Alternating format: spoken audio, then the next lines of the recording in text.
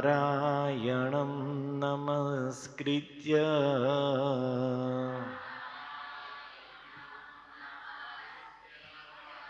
नरं चैव नरोत्तमा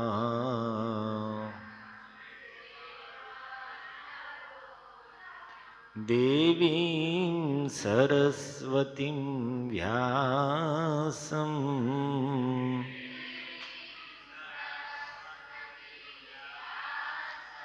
ततो जयेमुदीरये।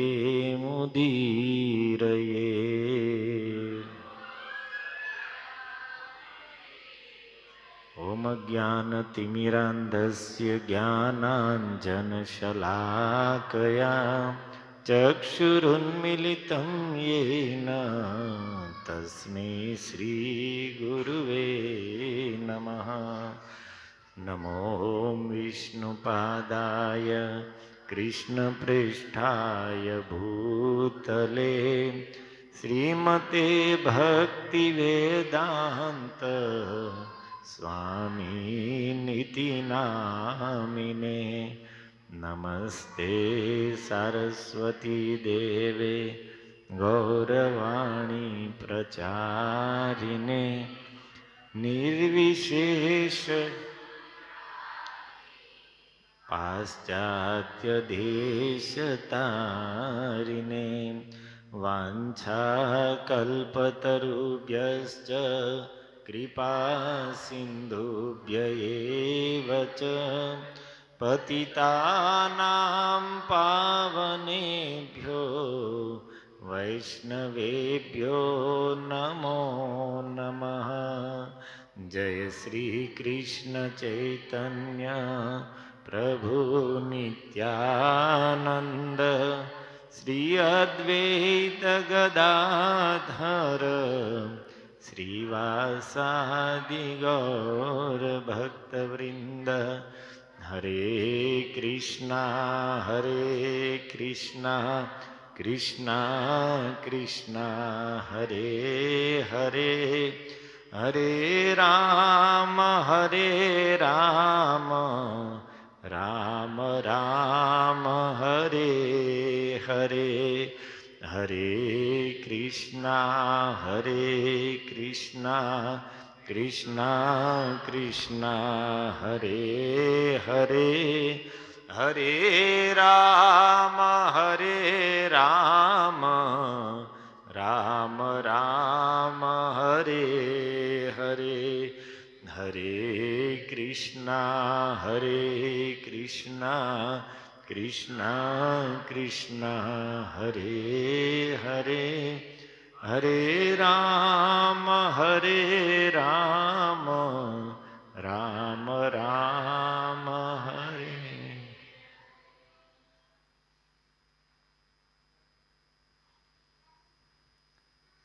हरे कृष्ण। तो सर्वप्रथम गुजराती हिंदी થોડું અચ્છા વોલ્યુમ થોડું ઓછું કરો સ્મિત મુકેશ, મનમાં બોલું તો અવાજ નીકળે છે.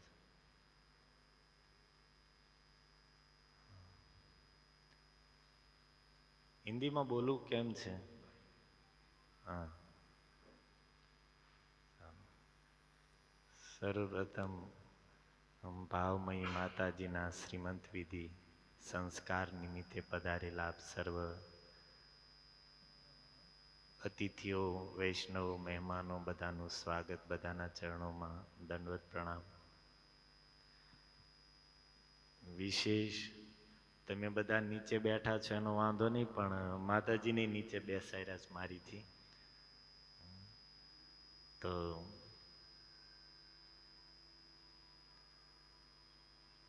ભાગવતમાં લખ્યું છે કે હયગ્રીવ ભગવાન છે એ હયગ્રીવ પથી દેવ હેલનાથ, દેવતાઓની કોઈ અવહેલના થઈ હોય જાણતા અજાણતા કોઈ રીતે દેવી દેવતાઓની, તો ભગવાન હયગ્રીવનું સ્મરણ કરવાથી હયગ્રીવ ભગવાનના 24 અવતારોમાં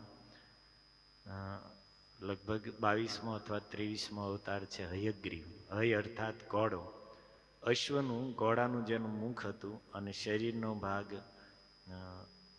મનુષ્યનો હતો, જેવી રીતે નરસિંહ. બે હયગ્રીવ અવતાર છે, એક સંપૂર્ણ ઘોડાના રૂપમાં અને એક શરીર મનુષ્યનું અને મુખ અશ્વનું.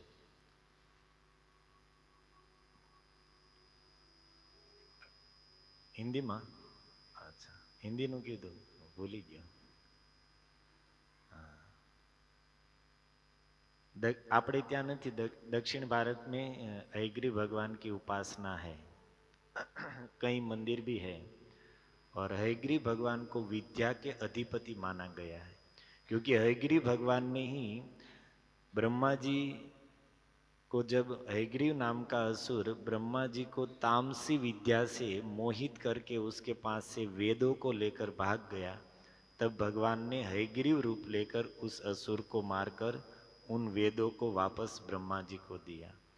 तो वेद लाने वाले हयग्रीव भगवान हैं, इसलिए हयग्रीव भगवान को विद्या के अधिपति माना गया है.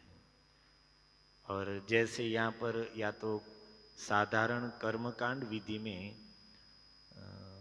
या तो बड़े बड़े विद्वान लोग विद्या प्राप्ति के लिए सरस्वती देवी की उपासना करते हैं, या कोई भी प्रवचन आरंभ करना हो तो सरस्वती जी का स्मरण करते हैं, ऐसे वैष्णव परंपरा में विद्या प्राप्ति के लिए हयग्रीव भगवान का स्मरण किया जाता है.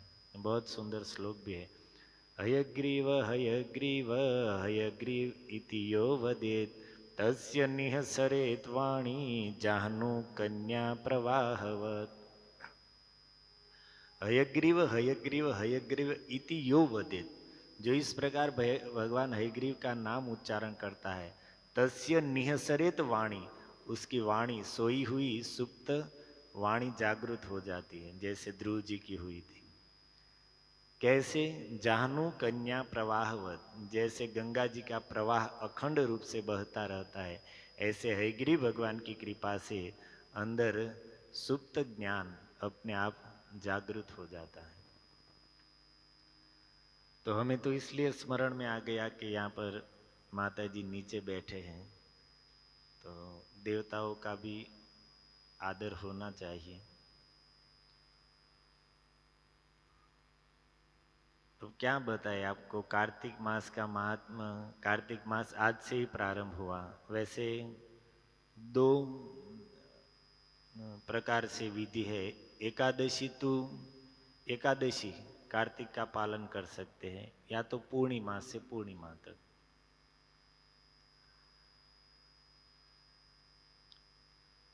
और कार्तिक की महिमा तो पूरा मास आप लोग सुनने वाले हैं ही। और विशेष आपको सुनना है तो हमने गुरुवार को विरार में प्रवचन में पूरा कार्तिक मास की महिमा कही थी, वो क्लास आप लोग सुन लीजिए।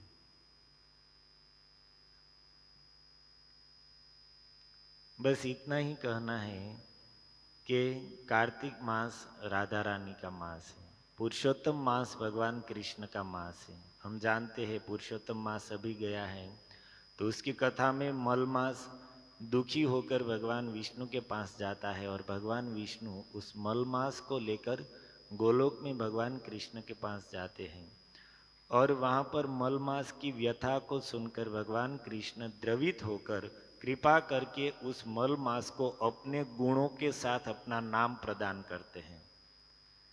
स्वयं के गुण अर्थात की हुई वस्तु का हजारों गुना फल देने वाला बना दिया उस मलमास को, और स्वयं का नाम अर्थात पुरुषोत्तम नाम उसे दे दिया। तो इसलिए सबसे अधिक महिमामय कोई है तो पुरुषोत्तम मास है, क्योंकि साक्षात भगवान कृष्ण ने अपना ही स्वरूप उसे प्रदान किया है। लेकिन ये संसार की दृष्टि से या तो तत्व की दृष्टि से बात हुई, पर जहाँ पर भक्ति की बात है, प्रेम की बात है, तो वहाँ पर तो राधा रानी के आगे कृष्ण भी बहुत नीचे रह जाते हैं। प्रेम का भंडार राधा रानी है, कृष्ण के पास भी नहीं है। कृष्ण को भी उस प्रेम रस का आस्वादन करने की इच्छा हुई, तो उसे राधा रानी का आश्रय लेना पड़ा। गौरांग के रूप में आए तो कृष्ण राधा का हृदय का भाव उस प्रेम को लेकर आए, क्योंकि प्रेम के बाबत में तो वो भी भिखारी है। और कार्तिक मास राधा रानी का मास है। कीर्तिदा राधा रानी की माँ का नाम है, और कीर्तिदा की पुत्री होने के कारण राधा रानी का एक नाम है कृतिका अथवा तो कार्तिका, और इसीलिए इस मास का नाम है कार्तिक मास। वैसे दामोदर लीला हुई थी इसलिए दामोदर मास भी कहा जाता है। और राधा रानी का एक नाम है ऊर्जस्वती देवी, ऊर्जा देवी। ऊर्जा अर्थात शक्ति, एनर्जी, भक्ति में ऊर्जा देने वाली राधा रानी है, तो इसलिए कार्तिक मास को ऊर्जा व्रत भी कहा गया है। तो वैष्णवों के लिए देखा जाए तो वैसे पुरुषोत्तम मास की महिमा तो अनंत है, लेकिन वैष्णवों के लिए, खास करके व्रज के उपासकों के लिए, प्रेम के मार्ग पर चलने वालों के लिए पुरुषोत्तम मास से भी कई गुना अधिक महत्वपूर्ण यह कार्तिक मास है, जो भगवान को बहुत प्रसन्न करने वाला मास है, क्योंकि राधा रानी को अत्यंत प्रिय है। जैसे राधा नाम भगवान कृष्ण को अत्यंत प्रसन्न आह्लादित करता है, ऐसे ही यह राधा रानी का जो महीना है कार्तिक, ये भी भगवान को बहुत प्रसन्न करने वाला है। और आप सब वैष्णव ही है, तो विशेष जानते हैं कि कार्तिक मास में क्या करना चाहिए। करे या न करे वो दूसरी बात है, लेकिन जानते हैं क्या करना चाहिए। कार्तिक में क्या क्या नियम है, विधान क्या है। अब नहीं करना है या तो नहीं कर सकते हैं, दो बात होती है। एक तो कई बार ऐसा होता है कि हमको उसमें रुचि नहीं है, नहीं करना है, और एक ऐसा होता है कि करना चाहते हैं लेकिन स्वभाववश, कुछ दोषवश, कुछ आलस्यवश कर नहीं पाते हैं। तो बात करेंगे उसकी, लेकिन मुझे आज सुबह में भागवत क्लास देना था मंदिर में। फिर कमलोचन प्रभु का कुछ विषय रास पंचाध्याय वो ले रहे हैं, तो वो उसका लिंक बनी रहे, इसलिए प्रभु जी ने क्लास दिया। तो थोड़ी तैयारी मैंने की थी, वो आपको सुना देता हूँ, नहीं तो फिर वो अंदर रह जाएगा।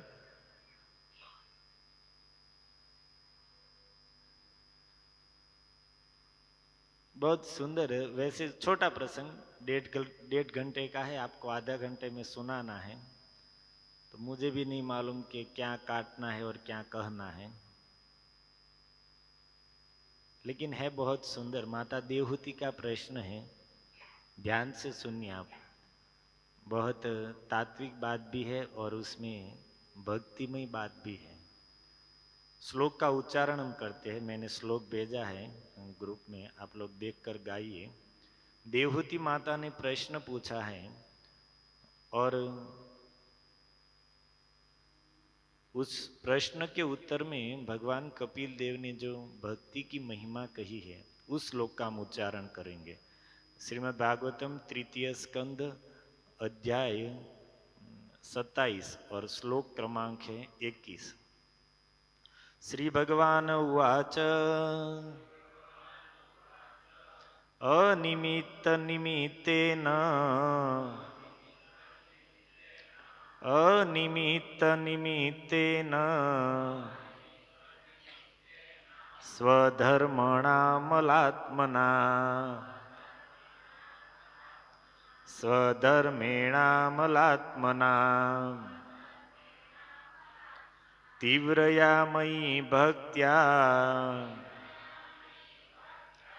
तीव्रया मयि भक्त्या च श्रुत संभृतया चिरम् श्रुत संभृतया चिरम्। श्री भगवान उवाच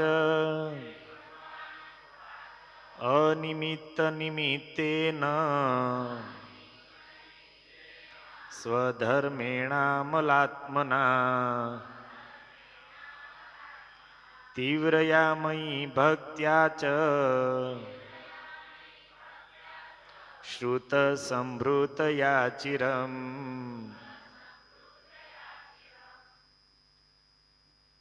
तो इससे पहले इसी में है श्लोक, पहला जो श्लोक दिखाई दे रहा है देवहूति उवाच।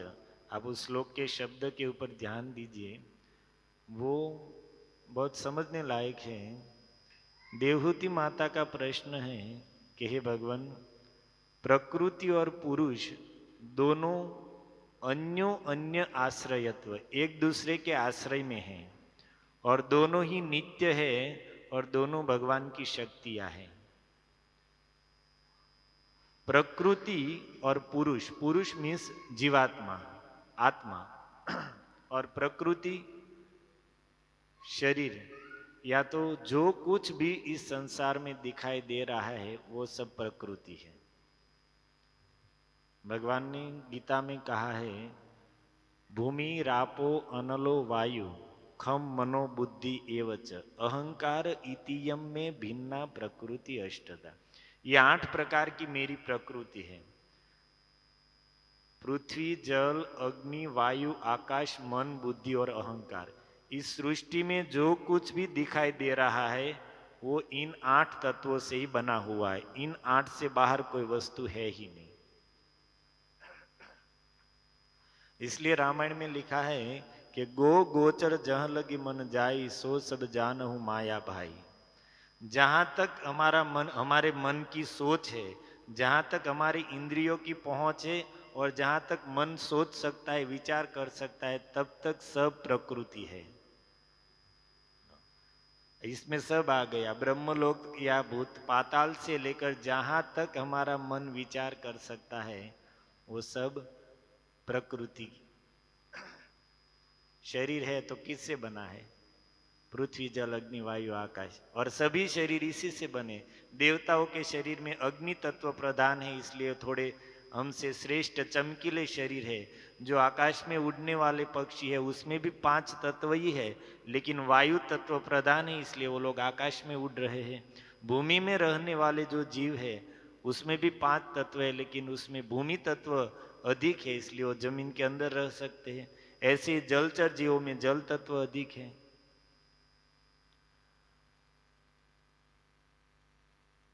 तो प्रश्न अब आप सुनिए कि माता देवहूति भगवान कपिल देव से पूछती है कि हे प्रभु, यह जीव और प्रकृति दोनों एक दूसरे के आश्रय में है, दोनों ही नित्य है, और यह जीव जब तक प्रकृति से मुक्त नहीं होगा तब तक वो मोक्ष प्राप्त नहीं कर सकता है।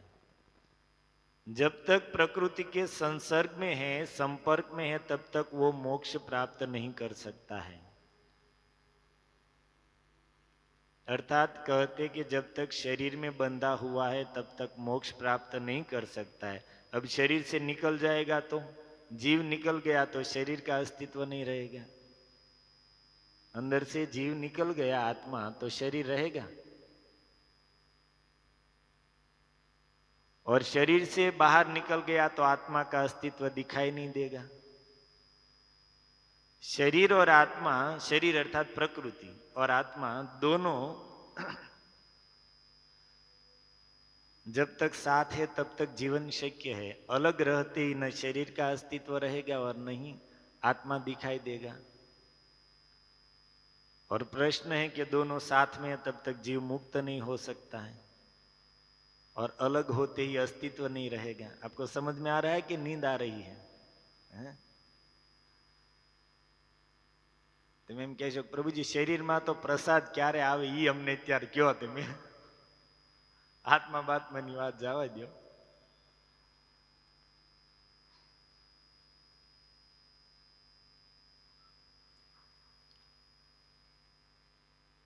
આ બધું જ્ઞાન જ્યાં સુધી નહીં થાય ત્યાં સુધી,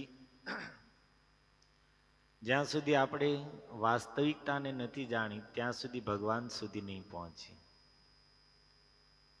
ભક્તિ છે એ ખાલી ભાવુકતા નથી। 2-4 ભગવાનની લીલાઓ સાંભળી, થોડા કીર્તન કરી લીધા, પ્રસાદ લઈ લીધો તો એ તો ઠીક છે, પણ सिद्धांत बलिया सुनीते न कर हालस, यहाँ है ते कृष्ण लागे सुदृढ़ मानस।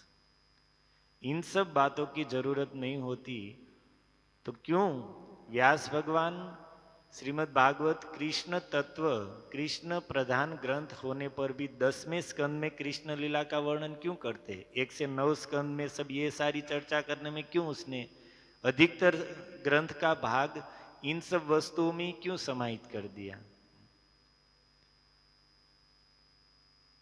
कृष्ण लीला ही सुननी है, उसी का आस्वादन करना है। सोचने लायक बात है ना। प्रभुपाद जी ने इतने बड़े बड़े तात्पर्य 1 से 9 स्कंद में क्यों लिखे? ये सब बेज है, पाया, इसलिए सब समझना पड़ेगा, नहीं तो फिर हमारी भक्ति एक भावुकता रह जाएगी, ज्ञान से रहित। आपने सुना होगा वृंदावन में नारद जी जब यमुना तट पर निकले तो भक्ति महारानी वहां पर दुखी है, उसके पुत्र ज्ञान और वैराग्य दोनों मूर्छित पड़े हैं बूढ़े होकर, और भक्ति महारानी एकदम युवान है और दोनों पुत्र के कारण दुखी होकर रो रही है। नारद जी ने पूछा कि देवी क्या हुआ, आप कौन है? तो भक्ति महारानी ने अपना परिचय दिया कि मैं भक्ति हूँ और द्रविड़ देश में मेरी उत्पत्ति हुई, फिर वहाँ से मैं कर्नाटक देश में आई, वहाँ पर मेरी वृद्धि हुई, महाराष्ट्र में भी मेरा बहुत प्रचार हुआ, गुजरात में मैं नष्ट हो गई, गुर्जरे जीर्णताम गत, गुजरात में पाखंडियों ने मेरे अंग काट दिए, और फिर वहाँ से मैं वृंदावन आई तो पुनः नवीनेव स्वरूपिणी। यह भगवान की लीला भूमि है, इसके प्रभाव से मैं तो पुनः नवयुवती और हुष्ट पुष्ट हो गई, परंतु मेरे ये दोनों पुत्र ज्ञान और वैराग्य, इसकी मूर्छा दूर नहीं हो रही है। और हे नारद जी, मैं क्या कहूँ, मेरे ये पुत्रों के, मैं भले नवयुवा हो गई लेकिन मेरे पुत्र ज्ञान और वैराग्य मूर्छित है, इसके दुख से मैं इतनी दुखी हूं कि इदम स्थानम परित्यज्य विदेशम गम्यते मया। भक्ति महारानी के शब्द है, इदम स्थानम परित्यज्य, मैं इस स्थान को छोड़कर विदेशम गम्यते, दूसरे स्थान में जाना चाहती हूँ। क्यों? क्योंकि यहाँ पर मेरे पुत्र ज्ञान और वैराग्य की उपेक्षा हो रही है। समझ में आ रहा है? जहां ज्ञान नहीं है, जिस भक्ति के साथ, जिस भक्ति महारानी के साथ ज्ञान नहीं है और वैराग्य नहीं है, भक्ति महारानी वहां पर खुश नहीं रहेगी और ज्यादा समय उस जीव के उस शरीर में रहेगी भी नहीं, उस स्थान पे टिकेगी नहीं। इस श्लोक के तात्पर्य में प्रभुपाद जी ने लिखा है कि भक्ति का मापदंड 21 नंबर का श्लोक है, 22 और 23 नंबर के श्लोक के तात्पर्य में लिखा है कि भक्ति का मापदंड है वैराग्य। हमें संसार की वस्तुओं में आकर्षण कितना कम हुआ, इसी से हम भक्ति को नाप सकते हैं। भक्ति का मापदंड क्या है? प्रभुपाद जी लिखते हैं वैराग्य। जितना वैराग्य हमारे अंदर आया, वैराग्य अर्थात संसार की वस्तुओं के प्रति हमारा जो आकर्षण है, आसक्ति है, वो जितनी कम हुई उतना ही हम भक्ति में आगे बढ़ रहे हैं। अगर भक्ति करते हुए भी हमारा आकर्षण बढ़ रहा है, दिन प्रतिदिन हमारी सुविधाएं बढ़ रही है, हमारे शौक बढ़ रहे हैं, तो उसका अर्थ है भक्ति कर रहे लेकिन कहीं पर तो अपराध बन रहे हैं, जिससे वैराग्य की जगह पर विषयों में रुचि बढ़ रही है। तो बात आपको समझ में आ रही है कि माता देवहूति का प्रश्न है कि यह जीव शरीर में रहते हुए इस शरीर से और शरीर के संबंध, प्रकृति के जितने भी वस्तुएं, उनसे मुक्त कैसे हो सकता है। शरीर में रहते हुए भी इस शरीर के बंधन से या तो प्रकृति के गुणों के प्रभाव से मुक्त कैसे हो सकता है। तब भगवान कपिल देव आज का जो श्लोक हमने उच्चारण किया वो बताते हैं। सबसे पहले प्रभुपाद जी लिखते हैं कि ध्यान से सुनिए, मरने के बाद जिसको मुक्त होना है उसको जीते जी मुक्त होना पड़ेगा। जीते जी जो मुक्त नहीं हुआ वो मरने के बाद मुक्त नहीं हो पाएगा। आप पढ़ लीजिए तात्पर्य में, जीते जी जो मुक्त नहीं हुआ, प्रभुपाद जी ने स्पष्ट लिखा है कि जब तक किसी के मन में या हृदय में संसार की किसी भी एक छोटी सी छोटी वस्तु की इच्छा रह गई है, छोटी से छोटी वस्तु के प्रति आकर्षण रह गया है, तब तक वैकुंठ के द्वार उसके लिए नहीं खुलेंगे। सभी प्रकार की आसक्तियों से, सभी प्रकार के आकर्षणों से जब जीव मुक्त हो जाएगा तभी वैकुंठ के द्वार उसके लिए खुलेंगे। अब सब प्रकार के आसक्तियों से मुक्त होना अर्थात जीवन मुक्त, जीते जी मुक्त होना,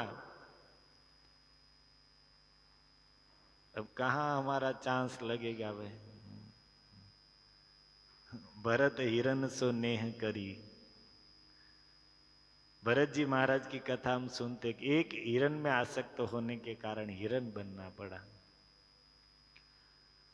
अब हमारी तो क्या बड़ी बड़ी वस्तु की बात तो दूर है, छोटी छोटी मोबाइल में से आसक्ति नहीं जा रही है, कपड़ों में से नहीं जा रही, खाने पीने में से नहीं जा रही, तो ये सब बात तो बहुत दूर हो जाएगी। लेकिन इसके लिए उपाय बता रहे हैं भगवान कि ये सब आपको कुछ करना नहीं है, मैं विधि बताता हूँ, उसका पालन करेंगे तो ये सब आकर्षण अपने आप समाप्त हो जाएंगे। आपको जीवन मुक्त होना नहीं पड़ेगा, आप अपने आप उस स्थिति तक पहुंच जाएंगे। क्या विधि बताते हैं? अनिमित्त निमित्तेन स्वधर्मेणामलात्मना तीव्रया मयि भक्त्या च श्रुत संभृतया चिरम। भगवान कहते हैं कि जब निष्काम भाव से अनिमित्त निमित्तेन फल की आशा को छोड़कर स्वधर्मेण अपने वर्णाश्रमोचित धर्म का कोई पालन करता है तो उससे अमल आत्मना अंतःकरण शुद्ध होगा।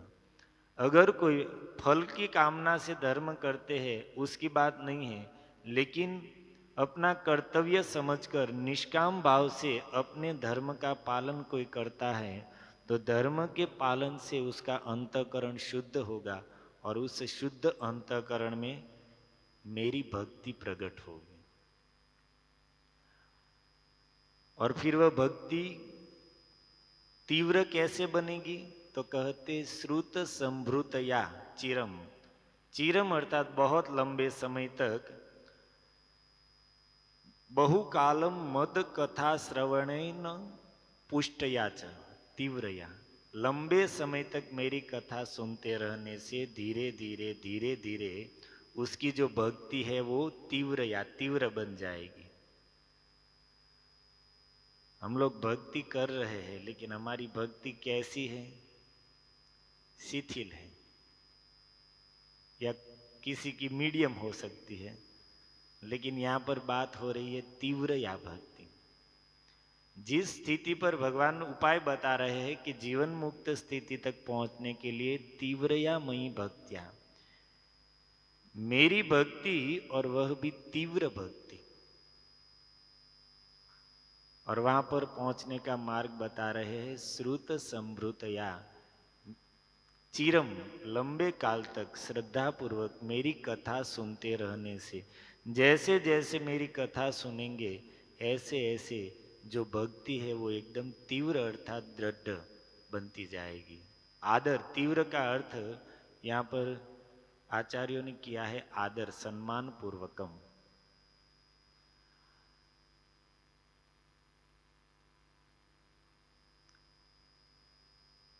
सम्मान क्या है?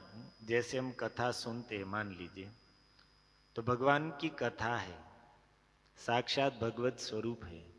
इस जगत में भगवान कृष्ण में मन लगाना है तो कथा को छोड़कर कोई और मार्ग नहीं है। जिन जिन का मन कृष्ण में लगा है सुनकर ही लगा है, और भगवान में नहीं, कहीं पर भी किसी को भी कुछ भी ज्ञान है, कोई जानता है तो सुनकर ही जानता है।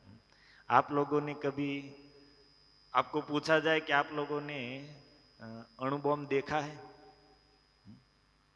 किसने देखा है इसमें लाइव में? लेकिन आप अणुबॉम्ब के बारे में जानते तो है कि भाई कहीं पर फेंक दिया जाए तो बड़े बड़े शहर समाप्त हो जाते हैं। अच्छा, आप में से किसी ने विष खाया है?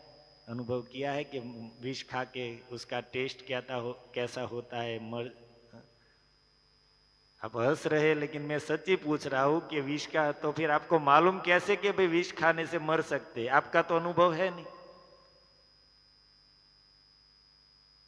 हमारे पास जो भी ज्ञान है उसमें अनुभव से प्राप्त किया ज्ञान बहुत कम है।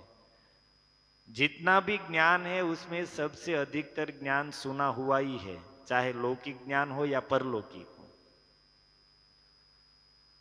तो ऐसे भगवान के बारे में जितना ही सुनेंगे उतनी ही हमारी भक्ति तीव्र अर्थात दृढ़ आदर पूर्वक होती जाएगी।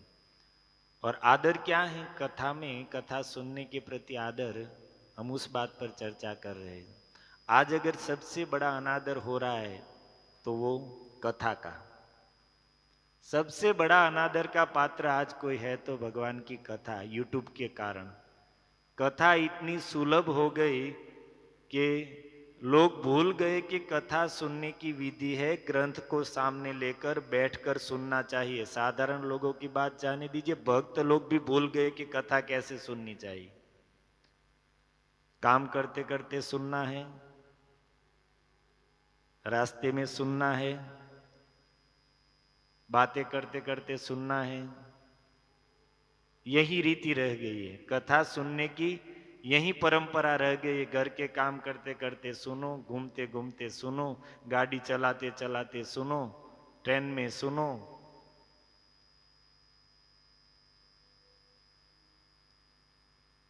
ये कोई विधि है? बताइए। सुखदेव जी कथा कह रहे थे तो सामने कोई श्रोता ऐसे थे?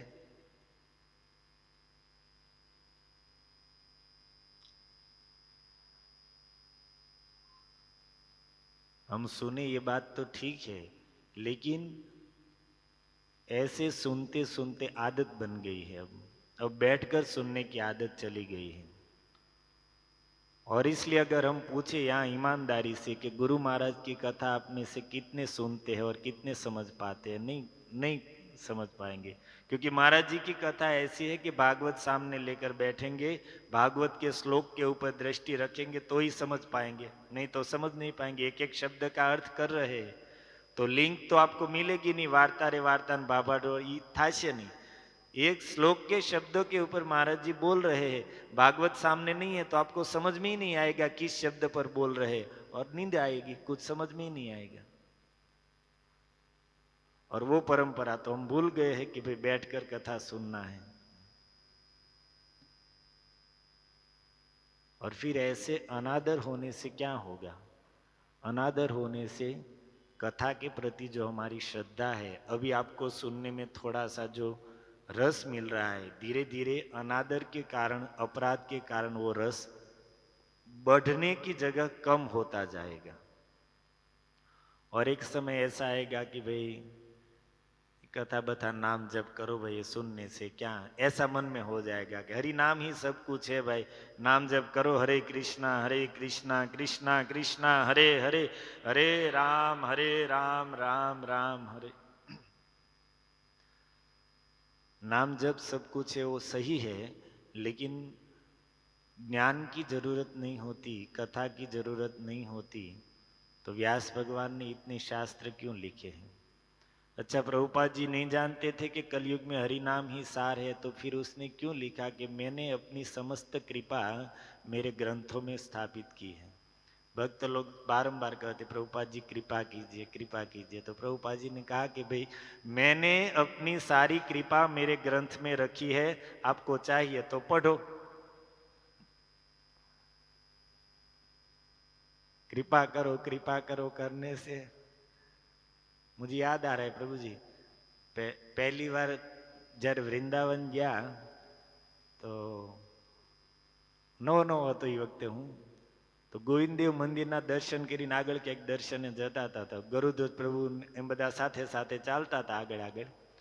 કોઈ ભક્ત હતા, મને નામ નથી યાદ, સુરત વાળા, તો ગરુધ્વજ પ્રભુના પગ પકડતા પરાણે. તો પ્રભુજી એક બે વાર રોકવાની ટ્રાય કરી, પણ પછી પ્રભુજી હું પગ લાંબો કર્યો, લે લે કે પકડ, એમ મળી જતું હશે કઈ.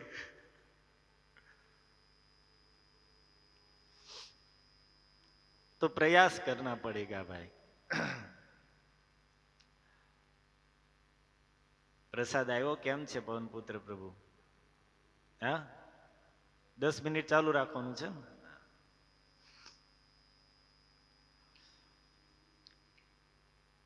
तुम बात कर रहे थे कि अगर आप चाहते हैं कि भाई कथा में हमारी रुचि बढ़े, कथा में हमारी श्रद्धा बढ़े, तो सबसे पहले आदर पूर्वक सुनना पड़ेगा. हाँ, भले हम लोग दिन में 1-2 घंटा कई काम है तो काम करते करते सुन ले, वो सही बात है, उसमें कोई गलत नहीं है. लेकिन ऐसा भी नियम होना चाहिए कि दिन में कम से कम 1 घंटा बैठकर सुने, ग्रंथ हाथ में लेकर एकाग्रता से हम सुने. ऐसा नहीं कि सिर्फ चलते चलते या रास्ते में ही सुनना, वो एक ऑप्शन है. कोई भी साधन तब हमें लाभ देगा, लिखा है कि 3 वस्तु होनी चाहिए साधन में: तत्तु दीर्घकालम, नैरंतर्यम और आदर पूर्वकम. तत्तु दीर्घ कालम नैरंतर्यम आदर पूर्वकम। एक तो साधन में निरंतरता होनी चाहिए, नैरंतर्यम। पहले है दीर्घ कालम, लंबे समय तक कोई साधन करेंगे। अब हम सोचे कि भाई हम 2 साल से नाम जप कर रहे हैं, लेकिन हरि नाम की जो महिमा शास्त्र में लिखी है ऐसा कुछ हमें दिखाई तो नहीं दे रहा है। 2 साल में नहीं दिखाई देगा। दीर्घ कालतम, लंबे समय तक वो साधन करना पड़ेगा। एक जन्म क्या, महापुरुषों ने अनेक जन्म तक भजन किया है। भरत जी का 3 जन्म का इतिहास हमारे सामने ही है। नारद जी अपने 3 जन्म की 3 जन्म की कथा सुनाते हैं भागवत में, और एक जन्म में भी पा लिए है। लेकिन दीर्घ कालतम, कोई भी साधन पहले तो लंबे समय तक, और उस पर भी निरंतरियम, निरंतर, उसमें बीच बीच में टूट जाए ऐसा नहीं। अब हमारा नियम है कि हम 16 माला कर रहे, तो फिर हर स्थिति में 16 माला करनी ही है। फिर चाहे घर में कोई प्रसंग है, शादी इत्यादि है, या कुछ भी हो, इसमें बहाना नहीं चलेगा कि अरे इतने अतिथि आए हैं, इतना बड़ा घर में उत्सव है, अब कब माला करेंगे। शादी ब्याह की बात जाने दीजिए, रथ यात्रा है और आप कहे कि अरे प्रभु जी सुबह से काम में लगे हैं, सेवा में, सुबह में गुरु महाराज की व्यास पूजा थी और वो समाप्त करके रथ यात्रा है, पूरे सुबह से लेकर शाम तक सेवा ही चलती आई, तो माला कहाँ से करेंगे। हाँ, तो जहाँ से करनी है करो भाई। कितनी भी सेवा की, 16 माला नहीं हुई तो आपका व्रत खंडित हो गया, आप निरंतरता आपकी खंडित हो गई। कैसी भी हालत में, किसी भी स्थिति में जो नियम साधन हम कर रहे उसमें निरंतरता बनी रहनी चाहिए। दीर्घ काल होना चाहिए, लंबे समय तक, और निरंतर करनी चाहिए। और तीसरा शब्द है तत्तु आदर पूर्वकम, और उस साधन को आदर पूर्वक, सम्मान पूर्वक करना है, प्रीति पूर्वक करना है। हमारा साधन प्रायः करने के लिए हो रहा है, नियम है इसलिए कर रहे हैं। आदर पूर्वक करने का प्रयास करना चाहिए। भले हम कर सकते ऐसा नहीं कर सकते, लेकिन मान लीजिए हम नाम जप कर रहे हैं तो प्रयास तो होना चाहिए कि हम बैठकर माला करें। हाँ, भले फिर न हो पाई, 4 माला 6 माला की और फिर लगा कि अब नहीं बैठ पाएंगे, फिर उठ के चलते चलते की, वो बात ठीक है, लेकिन पहले से ही चलते चलते करना प्रारंभ कर दिया तो ऐसा नहीं होना। आदर पूर्वक, जैसे कथा के बारे में कहा कि भले हम पूरा दिन कैसे भी सुने, लेकिन कुछ तो नियम होना चाहिए कि भाई आधा घंटा 1 घंटा कम से कम हम बैठकर सुने। तो जो भी साधन करे वो कैसे करना है, आदर पूर्वक। तो क्या कहा भगवान ने, जीवन मुक्त स्थिति पर, हे मां, शरीर में रहते हुए जैसे कमल पानी में रहता है लेकिन पानी उसका स्पर्श नहीं कर सकता है, ऐसे ही कोई जीव तीव्रता पूर्वक मेरी भक्ति करेगा तो अपने आप शरीर में रहते हुए, भक्ति के बल से शरीर में रहते हुए भी, शरीर के आकर्षण से, प्रकृति में रहते हुए प्रकृति के बंधन से पूर्ण रूप से मुक्त हो जाएगा। तो भक्ति तो हम कर ही रहे, लेकिन उसमें तीव्रता लानी है। और तीव्रता शब्द का अर्थ प्रभुपाद जी ने किया है गंभीरता पूर्वक, गंभीरता पूर्वक करनी चाहिए। और भले ही पूरा साल हम नहीं कर पाए हों, लेकिन अब 1 महीना है, एक कार्तिक मास में भी अगर हम थोड़ा गंभीरता पूर्वक कर लेंगे तो पक्का है पूरे साल का फल मिल जाएगा। पूरे साल नहीं कर पाए, जो भी कारणवश, आलसवश या कुछ कामकाज के कारण, गृहस्थ लोग हैं तो जो करना चाहते वो नहीं हो पाता है। हम सबको अनुभव है इसमें। यहाँ पे कोई भगवा वस्त्रधारी तो है नहीं, वो प्रभु जी ने पहने लेकिन शौक से पहने। नीचे व्हाइट है, नीचे हो जाता तो कुछ अलग बात है। तो हम सबको अनुभव है कि भाई गृहस्थ जीवन ऐसा है, गृह कार्य नाना जंजाला। किसी दिन भजन करने का मूड है तो उस समय कुछ ना कुछ ऐसे कार्य आ जाते हैं कि कर नहीं पाते हैं। और कभी कभी कुछ काम नहीं है तो भजन करने का मूड नहीं, आलस कंटाला आ रहा है, करे क्या।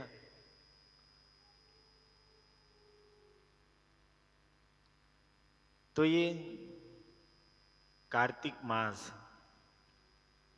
भक्तों के लिए बहुत महत्वपूर्ण है। हमारे आचार्यों ने इस पर बहुत बल दिया है।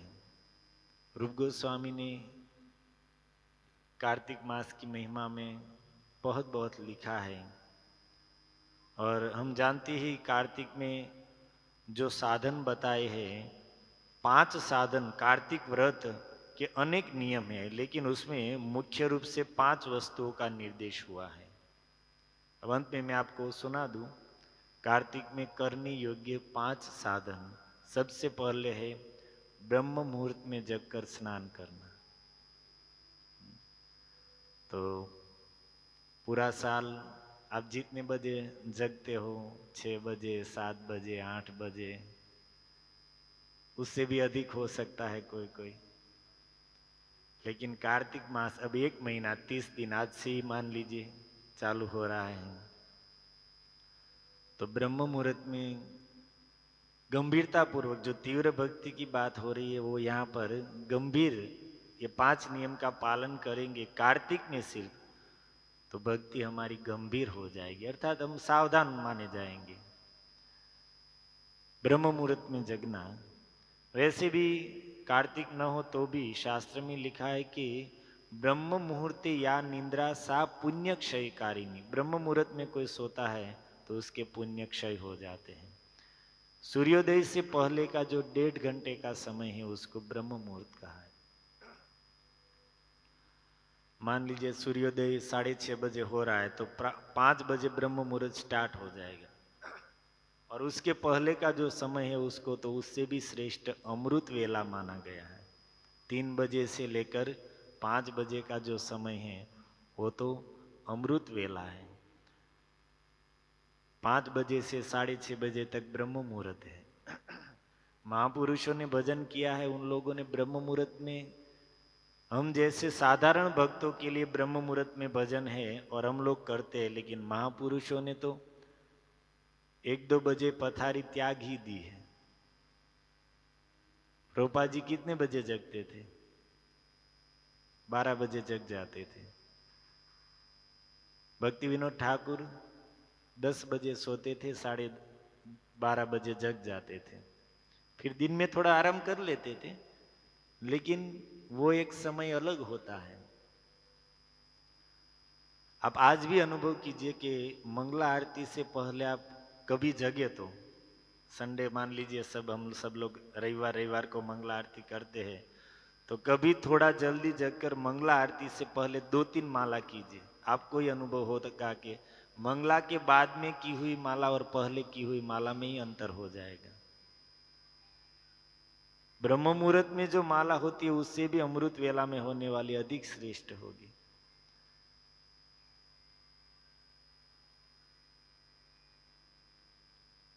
तो 1 महीना तो जगिए, हम अमृत वेला जाने दीजिए, ब्रह्म मुहूर्त में हम जग जाइए।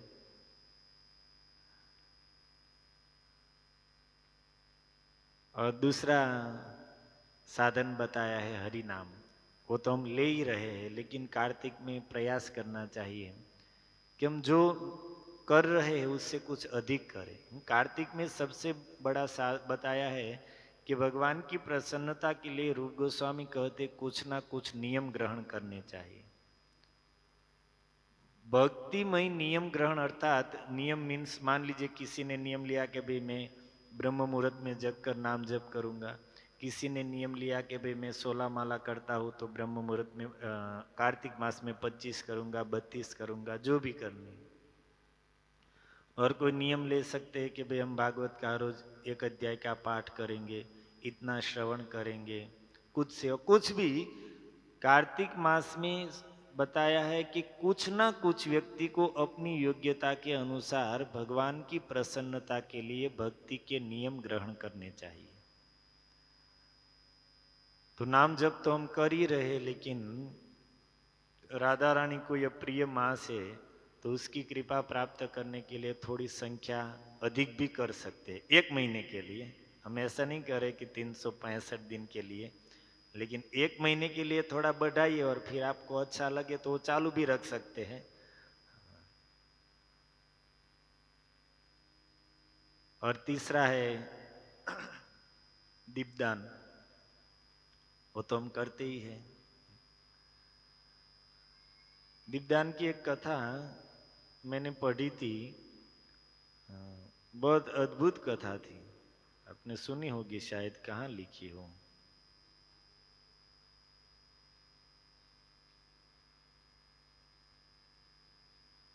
हाँ, मनुवंश में एक राजा हुए भद्रबुद्धि, और बहुत महान राजा थे। उसका पुत्र था सुदर्शन, और वो भी अत्यंत गुणवान, और जैसा नाम था ऐसा ही दिखने में भी बहुत सुंदर था। तो ये सुदर्शन एक दिन अपने कुछ साथियों को लेकर वन में शिकार के लिए गया। वन में भ्रमण कर रहा था, तब तक नदी थी, और उसके सामने तट पर उसने एक स्त्री देखी, सुंदर कन्या देखी। तो ये भद्रतनु दूर से ही उसको देखकर अपने साथियों को यहाँ पर छोड़कर अकेला घोड़े पर सवार होकर नदी के सामने तट पर गया, और जो स्त्री थी उसे पूछा कि भाई देवी, आप कौन हो? इस घोर जंगल में आप अकेली क्यों विचरण कर रही हो? आप किसकी पुत्री हो? आपका नाम क्या है? तो उसने अपना परिचय दिया कि मैं गौड़ राज की राजकुमारी हूं, और मेरा नाम है मदनालसा। और फिर दोनों ही सुंदर थे, दोनों युवान थे, दोनों ने एक दूसरे को पसंद कर लिया।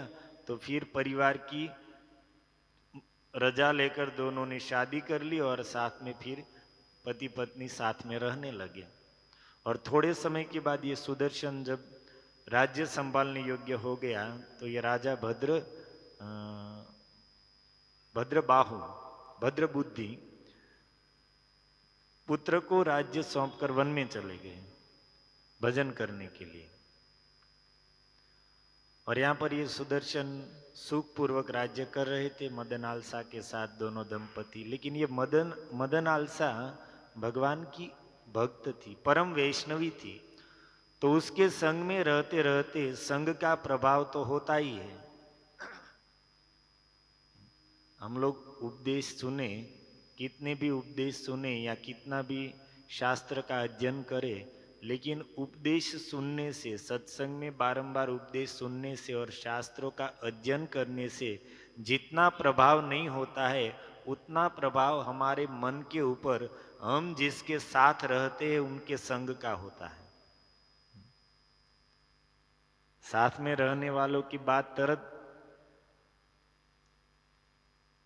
और मन का स्वभाव वैसे भी है कि उसको अच्छी बात बहुत अच्छी नहीं लगती है। सत्संग की बात, शास्त्र की बात, ये मन के स्वभाव के प्रतिकूल है। क्योंकि सत्संग में, शास्त्रों में वैराग्य की बात है, त्याग की बात है, समर्पण की बात है, और हमारे मन में जन्मों जन्म के भोगों के, विषयों के संस्कार है। इसलिए अब कोई भी हो, उसको कौन सी बात अच्छी लगेगी? व्यक्ति को अपने स्वभाव के अनुकूल जो बात है वही अच्छी लगेगी।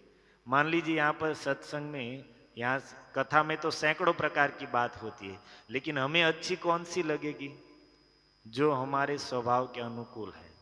अब कोई नाम जप करने वाला साधक है, जिसकी नाम में रुचि है, तो कथा में जो नाम की महिमा का प्रसंग आएगा उसको बहुत अच्छा लगेगा। अब गुजरात में आप कथा कहेंगे, हमें अनुभव है कि गुजरात में कथा करेंगे तो वहाँ पर अगर आप हरि नाम की महिमा कहेंगे, भक्ति की महिमा कहेंगे, विग्रह सेवा की महिमा कहेंगे, संत सेवा की महिमा कहेंगे, तो लोग इतना पकड़ेंगे नहीं। लेकिन वहीं पर उसको कह दिया जाए कि माता पिता की सेवा करनी चाहिए, तो लोगों को बहुत अच्छा लगेगा। कुछ पारिवारिक बात की जाए कि परिवार में प्रेम से, स्नेह से हिल मिल कर रहना चाहिए, एक दूसरों की आवश्यकताओं की पूर्ति करते हुए प्रेम से जीना चाहिए, ऐसी कुछ बात कह दी तब तो बहुत अच्छा लगेगा लोगों को। अब संसार में आए हो तो जिंदगी में मौज भी करनी चाहिए। ऐसे प्रसंग अगर कह दिए जाए कि भाई चलो थोड़ा बहुत भजन करो ठीक है, लेकिन खूब पैसा कमाओ और मौज करो, जीवन जी लो, तो लोगों को बहुत अच्छा लगेगा।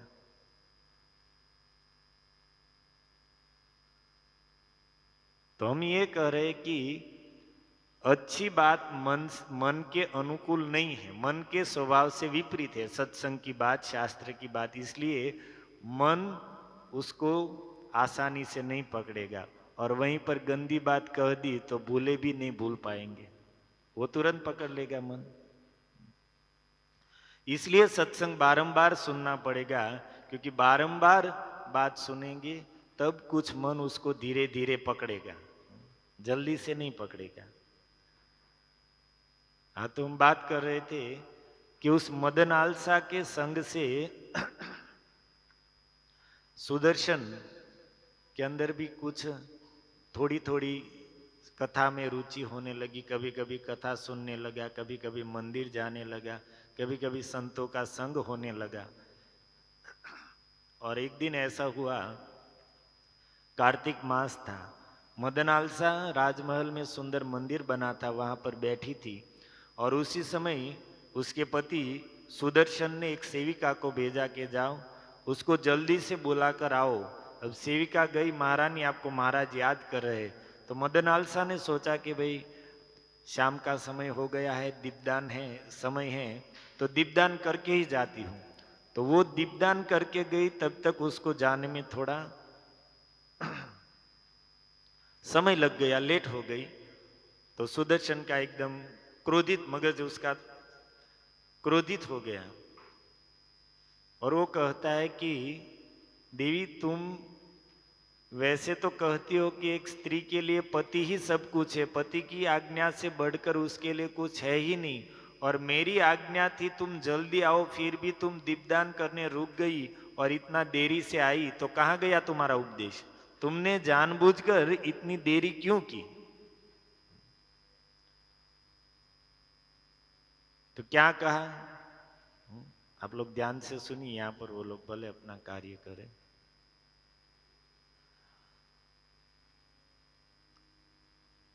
तब मदन आलसा कारण बताती है कि क्यों मैं दीपदान, आपकी आज्ञा होने पर भी दीपदान करके आई।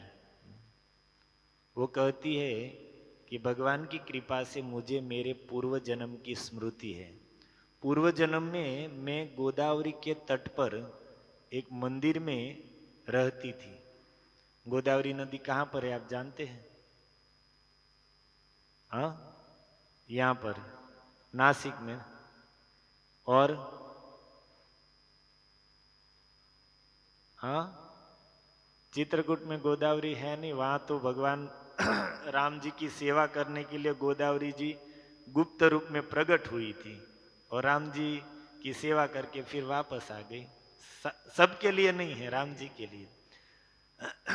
दक्षिण भारत में रामानंद राय और महाप्रभु का संवाद हुआ था गोदावरी के तट पर। तो गोदावरी के तट पर एक मंदिर था, और मंदिर में मैं रहती थी, लेकिन किस रूप में रहती थी? ऊंदड़ी के रूप में। એટલે ઓરિજિનલ આપણે ऊंदड़ी જેવી છે એમ नहीं, ओरिजिनल चूही के रूप में रहती थी। और सुनिए ध्यान से, बहुत महत्वपूर्ण स्कंद पुराण की एक कथा है। कार्तिक की महिमा, दीपदान की महिमा पृथु महाराज ने, जो साक्षात भगवान के अवतार हैं, पृथु महाराज ने नारद जी से पूछी, और नारद जी यह कथा सुना रहे हैं। तो मदन आलसा अपने पति सुदर्शन से कहते हैं कि हे प्रभु, मैं उस समय चूही थी और उस देव मंदिर में रहती थी। रात्रि के समय मंदिर में दीप जला हुआ था, कार्तिक मास था, दीप जला हुआ था, और मैं वहां पर गई और घी पीने के लोभ से मैंने उस दिए में मुंह डाला, तो उसकी जो वाटी थी वो मेरे मुंह में फंस गई। उसका जो पीछे आगे का भाग जल रहा था और पीछे का भाग मेरे मुंह में फंस गया, और जैसे ही आग नजदीक आने लगी तो मुझे ताप लगने लगा, तो फिर मैं इधर से उधर भागने लगी चूही के रूप में। और भगवान का मंदिर था, इधर उधर भाग रही थी, तब तक आग ने मेरा मुंह भी पकड़ लिया, और उसी में झुलसकर जलकर मैं वहां पर मर गई। लेकिन मरते ही भगवान के धाम से उनके पार्षद आए और मेरे आत्मा को दिव्य शरीर दिया और मुझे साथ में लेकर वैकुंठ में लेकर गए। कौन? ये मदन आलसा कहती है। तो उसने कहा कि फिर वहां पर वैकुंठ में रहकर अनंत समय तक वहां पर रहकर फिर मैं यहाँ पर आई और मैं यहाँ पर अभी आपकी पत्नी के रूप में, राजकुमारी के रूप में मेरा जन्म हुआ और अभी मैं महारानी बनकर इतना ऐश्वर्य भोग रही हूं। ये महाराज जानते हो कि चूही से मैं सीधी ही वैकुंठ की अधिकारिणी कैसे बन गई? क्योंकि वो कार्तिक मास था और चूही के रूप में मेरे मुख में दीप की ज्योति थी, मेरा मुंह जल गया, लेकिन भगवान ने यही समझा कि कार्तिक मास ने इसने मुझे दीपदान किया है। मेरी उस सेवा को भगवान ने दीपदान के रूप में ले लिया और पवित्र कार्तिक मास था, उस मास में जानबूझकर नहीं अनजान में मैंने भगवान को दीप अर्पण किया। इतने से ही भगवान प्रसन्न होकर मुझे अपने धाम में लेकर गए। तो दीपदान की महिमा की ऐसी 2-3 सुंदर सुंदर कथाएं नारद जी ने बताई है। और हाँ, इस प्रसंग, आपने ये प्रसंग सुना, उसमें एक बात थोड़ी शास्त्र से विपरीत आई, आप लोगों ने मार्क किया? आप लोग हाँ, जग तो रहे हैं भाई। हाँ, स्मित मुख कृष्ण प्रभु याद दिला रहे कि प्रसाद तैयार है, दीपदान करना है। अजी क्या भराई क्यों भाई? चलो पूरा ही करते हैं। आपके प्रश्न का जवाब दे दूं कि कई ऐसी घटनाएं आप शास्त्र में पढ़ेंगे, कोई जीव वैकुंठ से भी आया है, लेकिन वो कर्म के बंधन में बंध कर नहीं आता है। वैकुंठ से कोई जीव आता है, भगवान उसको कृपा करके भेजते हैं यहाँ पर भक्ति का सुख लेने के लिए। मान लीजिए ये चूही है, अचानक मृत्यु हुई और वैकुंठ प्राप्त कर ली, लेकिन उसने जीवन में भक्ति का सुख नहीं लिया है, इसलिए वो भक्ति का सुख लेने के लिए, वो आनंद की अनुभूति करने के लिए भगवान उसको भेजते हैं। किसी जीव को यहाँ पर भक्ति का प्रचार करने के लिए भेजते हैं, किसी को स्वयं को भक्ति का अनुभव आनंद लेने के लिए भेजते हैं, या किसी को अपनी लीला में कुछ सहायता के लिए भगवान यहाँ भेजते हैं।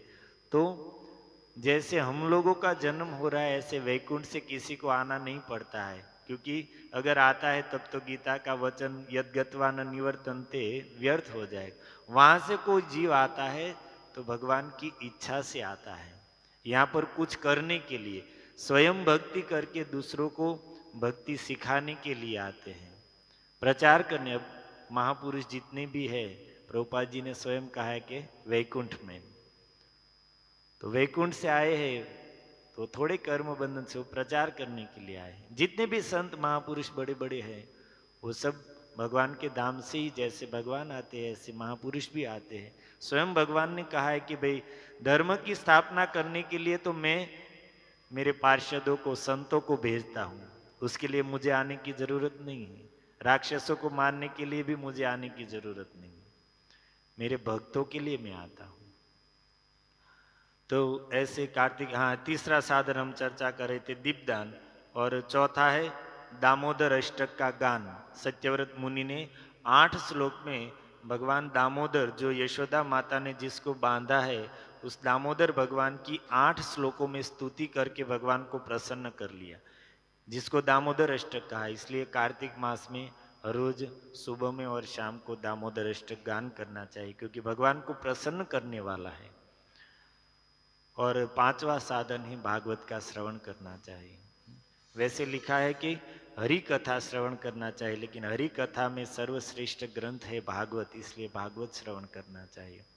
और एक अंतिम है कि कार्तिक का प्रारंभ होता है शरद पूर्णिमा से, और शरद पूर्णिमा के दिन ठाकुर जी की रास लीला। वैसे रास तो नित्य लीला है, लेकिन शरद पूर्णिमा के दिन जो रास हुआ था वो महारास है। तो उस रास लीला में भगवान जब अंतर्ध्यान हुए तो गोपियों ने भगवान को पुकारा है, सब ने मिलकर यमुना जी के तट पर जाकर कृष्ण को पुकारा है, जिसको हम क्या कहते हैं, गोपी गीत। उद्धव जी कहते हैं ये वंदे नंद व्रज स्त्रीणाम पाद रेणुम अभीक्षणश यासाम हरि कथोद गीतम पुनाति भुवनत्रयम। नंद महाराज की व्रज की उन स्त्रियों को मैं प्रणाम करता हूं, उसकी चरण रज को बारंबार अभीक्षण प्रणाम करता हूं कि जिसके मुख से निकला हुआ हरि कथा रूपी गीत, यासाम हरि कथोद गीतम पुनाति भुवनत्रयम, जिसके मुख से निकला हुआ हरि कथा रूपी गीत त्रिभुवन को पवित्र करता है। तो उन नंद महाराज की व्रज की स्त्रियां अर्थात गोपियों के मुख से निकला हुआ हरि कथा रूपी गीत कौन सा है? गोपी गीत, जिसमें कितनी सामर्थ्य है। हम गाएंगे तो हमको पवित्र करेंगे ऐसा नहीं, हमारे परिवार को ही पवित्र करे ऐसा नहीं, त्रिभुवन को पवित्र करने की सामर्थ्य उस शब्दों में है। प्रेम क्या है? गोपी गीत ही प्रेम है। गोपियों के हृदय में जो प्रेम था वही उसके मुख से शब्द के रूप में प्रकट हुआ, गोपी गीत के रूप में। और वो कार्तिक मास में ही प्रकट हुआ, इसलिए कार्तिक मास में गोपी गीत गान की भी विधि है। तो ये 6 कार्य एक कार्तिक मास में ध्यान पूर्वक करने की विधि हमारे आचार्यों ने बताई है। हरे कृष्णा कृष्णा कृष्णा हरे हरे, हरे राम